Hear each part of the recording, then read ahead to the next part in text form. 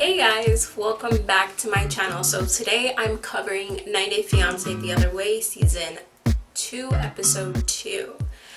I feel like, I don't know, with these shows, I feel like some of these people don't have pure intentions when joining the show. A lot of the time I'm seeing these couples and I feel like, aside from the ones that have babies, which I cannot believe if you would have a baby for a show, they're just there for publicity, and then the love doesn't seem real and doesn't seem very authentic. I do appreciate the 45-minute episodes because having the 2-hour long episodes is very draining on just me recording and watching it, and it's also draining with the amount of content we're taking in. So with that being said, let's jump into it. So I'm gonna talk about, so we only get a little bit of each person's story. So the segments might get cut faster. So first we have Jenny and Sumit, and they're still talking about the same old, same old. I hope this is not going to be their story of, is Sumit lying? Is he going to get a divorce? Arranged marriage. Parents don't like her. They brought up time again of Jenny's age, like if she's unaware of how old she is. And Sumit is still here. He knows how old Jenny is and still sticks around. So I don't think this is big of a problem. It's like more of like a cultural problem, because there's nothing wrong with marrying someone twice your size.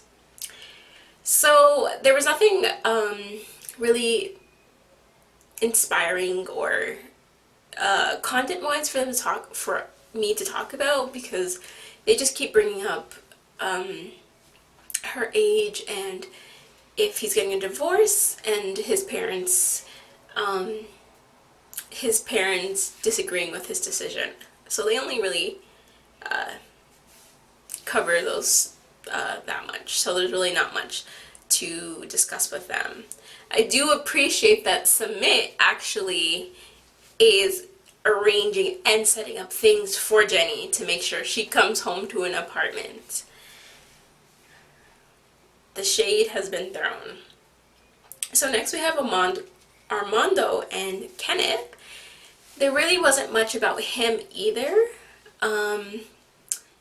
Kenneth has like a before Thanksgiving dinner to announce to his family that Kenneth is 31 years old, which I was just like Kenneth is what? Like, they don't know he has a kid? They don't know he lives in Mexico? What?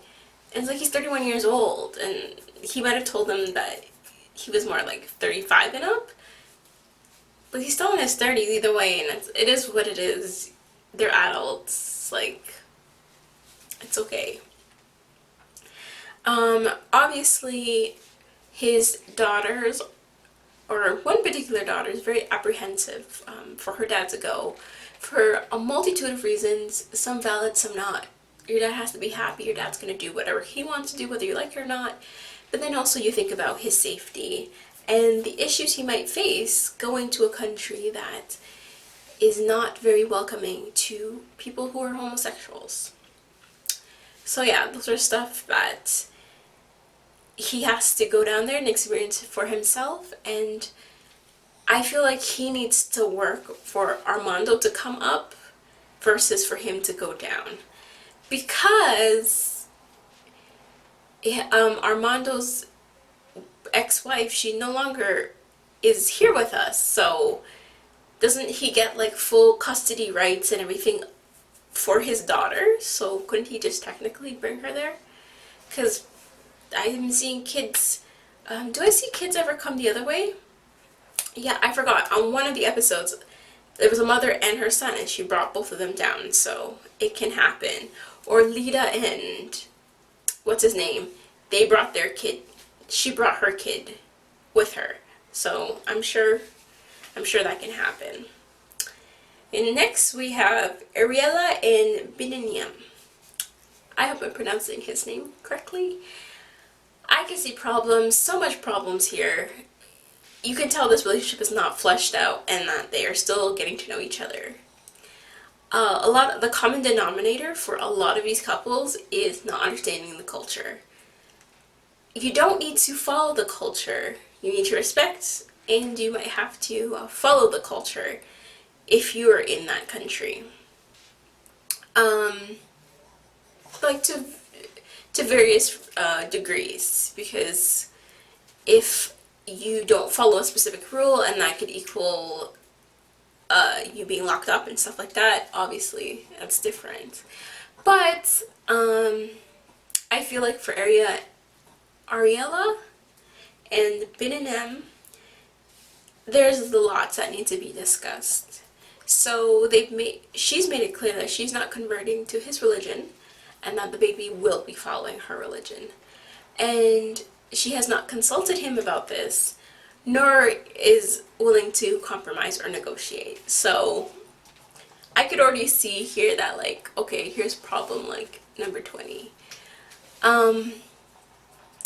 Her family is judgmental towards him, which I can understand from a standpoint of I've never met this person before, and this person's going to be in my life for the rest of my life. So I feel like, yes, you want to get to know this person, but I don't know. I felt a little icky when the dad was like, "Oh, you can't meet some like young, handsome like Jewish man in Brooklyn. Do you have to be with an Ethiopian man?" Or he said something like that, where it's just like, what do you mean by that? Like, does she have to be with this type of man? Does she have to be with a southern man? Does she have to be like... And I don't know, I kind of felt like, I could tell that they have not communicated stuff, but we do learn that... Oh, I'm going to stop there, and I just want to, on my last segment, Kenneth wants to propose to Armando. So yes, forgot to mention that. So now it's been revealed to us that Bin and Yem had a wife, an American wife, and they had a child together, and something happened where she's not only in the US, she's taken her son, and I highly doubt he gets to see him. So this seemed like a very hostile or volatile breakup, because he, I guess, is no longer in contact with his son, and he reminds me of the guy from a season ago, I think, where he got married, had a kid, got married, had a kid. He's doing this pattern of he meets the American woman, he gets them pregnant early on, get married, has a kid, type of thing. And I feel like it's not enough for me to say like, oh, she shouldn't marry him or anything, but I'll definitely look at you sideways for that. And other than that, I can already see the problems happening, and her pregnancy is just going to add more problems on top of it, so I'm not looking forward to that issue. Next we have Brittany and Yazan. So Brittany's going to come, she's on her way to Jordan, and you get to see a little bit of Yazan, and you find out very quickly that his family is not really for this. His family, it seems like his family don't mind that, okay, he's seeing this American girl, but they definitely don't want him to marry her. Once again, some for valid reasons. They don't know her. I don't know if they met her the first time she came there, but she really wasn't hip to their culture. And so there's a lot of things that I could also see happening with their relationship. I don't think Brittany has even like Googled his religion, looked into it or anything. And I felt like he didn't really look. Does he not look at her Instagram? Has he not seen her a YouTube video of her, type of thing? Like, you know what you've signed up for. This is how she is. This is how he is. And his brother, but his whole family is not really for this. They're not saying flat out no, but they're definitely not parading this around. And then his brother, which made me do a double take, says, oh, like, why can't you talk to someone that like knows the family, that knows everybody that's in the family? And I was like, wait, I was like, what did he say? And I was like, maybe he just like misspoke. But then then says his parents are related, and that a lot of his family members are related, which is not an uncommon practice, but it's just not a practice I'm used to. And it might be the easier and safe thing to, not safe as in like a healthy thing to do, but safe as in like, oh, I already know these people, to kind of stick with the family. But he found love in his own way by himself, and he wants to be with her. I want to see their chemistry because, I don't know, they're giving me a little bit of Nicole and Asin vibes of just like, they're not going to clash nicely. They're not going to have that chemistry. So I'd like to see how they're going to be. So next we have Devin, which we're being introduced for the second time. She's 23 from Utah, and she's with Jihoon. He's 29 from South Korea, and she's planning on moving her daughter Drusilla, and her son Taeyang to South Korea permanently, for real this time. I guess I was asleep a little bit towards their segments because I had no idea that she had moved to Korea for the first time. And then now she's trying to move back again. In my notes, when I was watching their segments, I wrote deadbeat. And I'm just like, Jihoon. She left initially because she was living up in your mom's house. You had no job, no way to support the family you created and joined. And she's just like, you know what? I'm gonna leave. And luckily, she was with only Taeyang, where she didn't have to pack up her daughter too and try to leave alone with 2 kids because you didn't get your act together. And Devin, for being very young, she's very mature because she is also a mother, where she's talking about very normal shit like, hey, how are we going to pay the rent? Do you have an apartment? Do you have money for food? Do you have a job? And I feel like Jihoon is not hearing it. I don't know if he expects to live at his parents' home forever. It kind of makes me chuckle when Jihoon's mother wanted him to marry a Korean woman. But then I'm like, Jihoon's mom, your son's a deadbeat. Your son's a waste man. Your son's done out here. I'm just like, no one would want your son. You couldn't support a family. You couldn't support his girlfriend, his wife, like, unless you met a girl who's a bum bee too.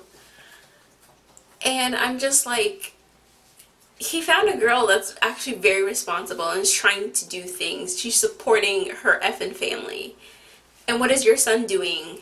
Stealing phones or doing illegal shit with phones, getting fined a lot of money, doesn't have a proper job. And so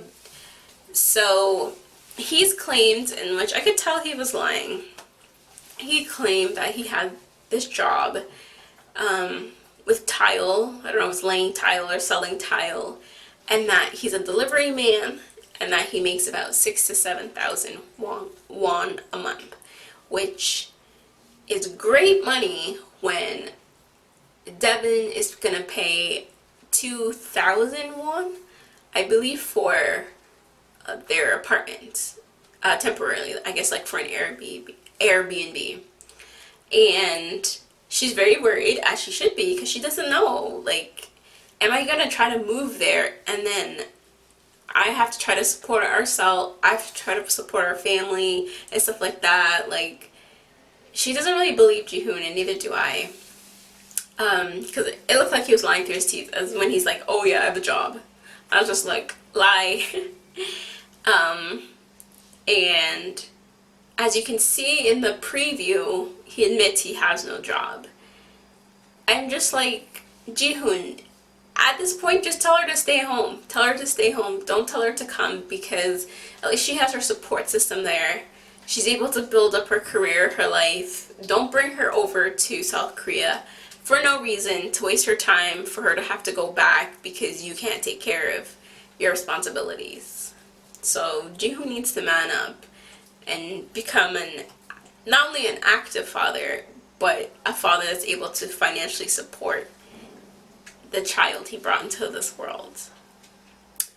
Anyways, that's the end of my recap of 90 Day Fiance The Other Way, season 2, episode 2. So far the episodes are kind of moving slow, but I like that they are in smaller chunks because they're easier to digest. But don't forget to like, comment, and subscribe. Thanks for watching.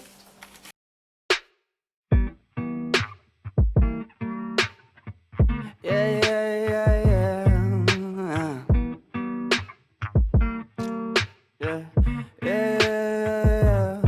I'm just a dumb cunt, fucking sick and tired of it. Maybe I could front love, maybe I could buy a zip, maybe I get fucked up. Next time I could save some. Why it's gotta be like this? Why it's gotta be that way? Put it inside. Feel so rise up, banging on that loud.